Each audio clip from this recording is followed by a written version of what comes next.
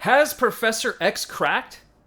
Disheveled, destitute, and unshaven, Charles Xavier, better known as Professor X, is stranded on Krakoa weeks after the events of the Hellfire Gala attack. What is going through the mind of one of the world's most powerful mutants? Well, that question and many more will be answered on today's issue of The Newest Mutants.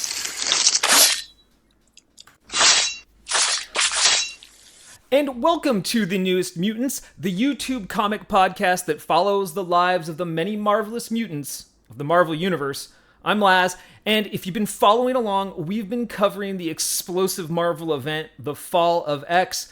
Today, we are covering Immortal X-men number 114. Let's check out this cover by artist Mark Brooks. Boom. Woo. All right, digital copy right here. As you can see, we have the ruined husk of a sentinel looming ominously in the distance as Charles Xavier is kneeling, looking towards it in perhaps fear or astonishment. His Cerebro helmet on the beach beside him. The cover evokes feelings, for me, similar to the end of the movie The Planet of the Apes, and so let's enjoy a nice side-by-side comparison of this cover and the final scene of the movie Planet of the Apes. Nice. All right, moving on. Before we dive into this issue, I've got an all-time classic from my personal collection to show you at the end of the episode. So make sure to stick around for that. But now, who created this book? First, we have Kieran Gillen, writer, Lucas Werneck, artist, David Curiel, and Eric Arcaniega, color artists, VC's Clayton Cowles, letterer, with Tom Muller and Jay Bowen on design. And as always, our editor-in-chief, C.B. Cebulski. And with that, let's begin our deep dive into Immortal X-Men number 14, Sympathy for the Scarlet Witch. Our story starts off with Charles, unkempt after weeks alone on Krakoa, the words of destiny ringing through his mind with a warning to get Raven out. Raven, of course, is Mystique. If there's any trouble, Charles asks if she's seeing something, and Destiny says, I only see blankness ahead. For those of you who may be unfamiliar with her, let's talk about Destiny. Originally appearing in Uncanny X-Men number 141, Destiny was conceived of by writer Chris Claremont as Mystique's lover. Of course, the comic book code and Marvel at the time were not as progressive as they are today in terms of LGBTQ plus relationships, so they were just good friends. Destiny, whose real name is Irene Adler, has mutant precognition and was actually killed back in 1989 by Legion. She was later brought back to life in 2009. Most recently, she's been a member of the Quiet Council of Krakoa and figures prominently in Immortal X-Men. Okay, back to it.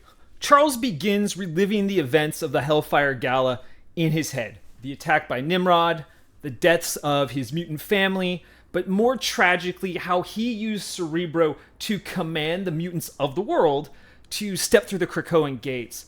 That would allegedly take them off of the planet. Charles believes that the gates had been tampered with, and instead of sending them off-world, they were sent into a meat grinder, as he put it back in the Hellfire Gala issue, and ultimately killed. Now, while Charles is having this crisis on the beaches of Krakoa, we skip back in time to New York City, the day after the gala itself. Sebastian Shaw, better known as the Black King, removes a medical device from a briefcase and injects himself with a cure for his mutation as a gesture of goodwill to his new partners at Orchis, claiming he was never a mutant, he just had a mutant gene. What a traitor. I really don't like Shaw now, but I like him even less than I did before. Shaw, not concerned with his betrayal in the least, asks his assistant Tessa, "How rich am I?" And she replies, "Your funds are unchanged." He believes that he should now have the wealth of Krakoa, since he owns the island thanks to a deal that he made, to which Tessa says, well, you don't own their finances. At this point, Tessa is trembling, and Shaw asks if he thinks he was going to toss her off of a building, She says yes, and Shaw is like, I'm not a supervillain, I'm a businessman. To which I say, is there really a difference? Infuriated, Shaw storms off to another room with a pentagram on the ground, a magical circle, if you will, and he calls upon Mother Righteous. He says to her, hey, we had a deal, and Shaw demands the wealth of Krakoa. Mother Righteous laughs at him and says, yeah, we did make a deal, but you thought you made a deal with a businesswoman. You made a deal with a magician. Shaw threatens her, but she's like, hey, you broke the Quiet Council's magic circle. You're in danger. In the next several panels, Hellfire Club guards come out and warn Shaw that he must leave immediately, and they want to escort him off of the property. They inform him his Hellfire Club membership has been revoked by the new owner. Well, who is the new owner? It's Wilson Fisk, the Kingpin. Now the new White King of the Hellfire Club. Of course, you may remember that Kingpin was at the Hellfire Club gala, dressed like a boss. I think he's like Caesar or something. He escaped with Emma Frost and many other mutants. And so this is likely how he ended up making a deal to become the new owner of the Hellfire Club. A psychic projection of Emma Frost, the White Queen, appears to Shaw, and she's like giant. It looks like, she wants to step on him. She mocks him for playing the, quote, short game. Emma says she does what she does for the children. He did it for the sense, telling Shaw he's only getting scraps from their being Orcus, their table. Not deterred in the least, Shaw tells Tessa that his real superpower is making money, and for her to get prepared, because he wants to begin exploitation of Krakoa immediately.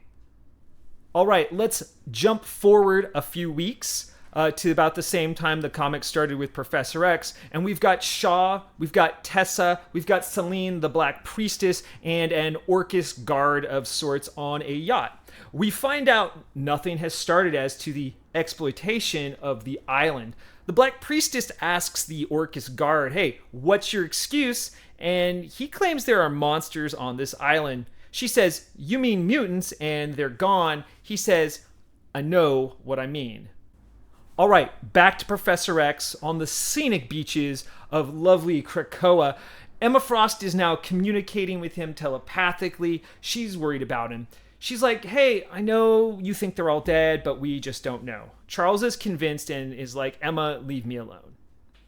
So now we cut to a group of panels showing Orcus troops landing on the scenic beaches of Krakoa, only to be chased away by the monsters, the flora and fauna of Krakoa. These monsters are controlled by Professor X, and the thoughts going through his head are very interesting. He will not let the memory of the dead be tarnished. He's extremely defiant that he will not let his oppressors or the oppressors of mutant kind step foot on Krakoa, and he's like, no more, no more. Cut to nowhere and no when, and we see Exodus, Hope Summers, and Destiny in a desert. Destiny is immediately distraught and is extremely concerned with the whereabouts of Mystique. She immediately begins to have a breakdown, and it takes Hope Summers to slap her across the face to kind of snap her out of it. At this point, Exodus senses the minds of 250,000 mutants, none of them Mystique. Exodus says they were all supposed to arrive on Araco, but instead, they're now in a desert with no food or water. This is when Exodus, from the top of a hill, speaks to the mutants, and with quite an inspiring speech, he tells the mutants that they are the people of Krakoa, that the only hope they have is each other, and that they will live and die together. He implores them to trust him and to follow him, for he has a vision of a promised land. Destiny and Hope are like, hey, do you know where we're going? Where's this promised land? Exodus is like, I don't know where we're going, but I have faith. Extremely bold move by a mutant named Exodus leading people through the desert.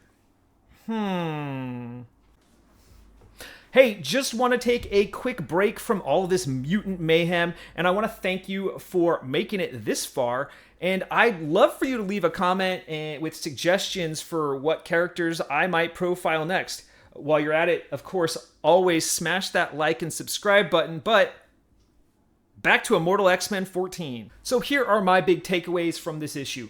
The first one is that Sebastian Shaw no longer has his mutant powers.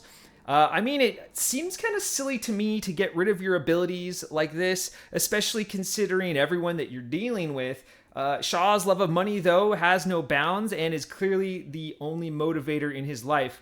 This will probably come back to bite him in the butt. Probably. Number 2.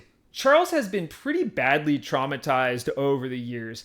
And this time I'm thinking something has happened to him that might have hardened his heart a bit if we're going to use Exodus references. He's clearly now the master of Krakoa, using his powers to manipulate the animal and plant life there. There's going to be a clash when Shaw arrives, no doubt. Number 3. We got to talk about the 250,000 mutants that we thought died that are not dead. So, luckily, this mutant genocide hasn't totally succeeded. That's a positive. It's nice to know that they lived.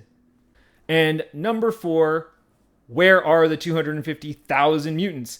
I don't know, but what I do know is Exodus is leading them. Of course, we have to discuss the mythological ties of Moses and Exodus leading people through the desert. I find that very interesting. Of course, mutants have always been stand-ins for marginalized groups. And Jack Kirby and Stan Lee, the creators of the X-Men, were Jewish themselves. So this is something that tracks. As to whether or not they're going to find paradise or a promised land, well, that remains to be seen. Okay. It's time for my top 3 favorite panels. The first one here is the first art that you see in the book, and it is Charles Xavier. Look at that. And he is beaten and tired and worn out, and I think Lucas Werneck did a really great job on this panel showing us exactly what is going on with Professor X.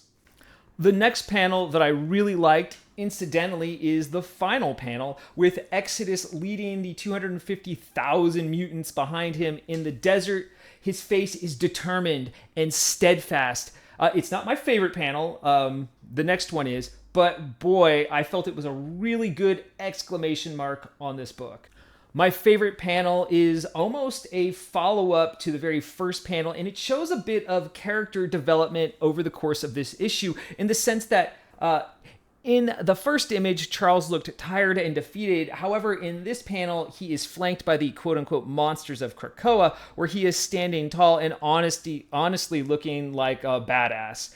I've never seen him look this hard before. I love how the flora and fauna of Krakoa looks here in this artwork. It's excellent. It conveys Charles' new sense of determination against those who might hurt mutant kind. Really enjoy this panel, please. Before we go, of course, I've got to show off one of my own comic books. And today we're going with X-Men number 141.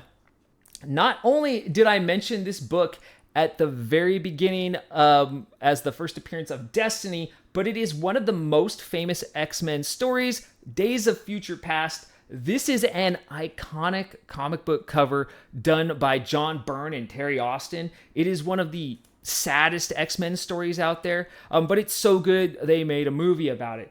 Incidentally, it is also about mutant genocide. And just an FYI, recently Marvel has put out a prequel series to these books, simply called Days of Future Past. It has been equally tragic and sad, but it's good. I would check it out. And that's the show. Thank you so much for watching. Coming up on the next issue, we'll be talking about Invincible Iron Man number 8, where we ask the question, why is former billionaire Tony Stark in a sewer? And with that, friends, Excelsior.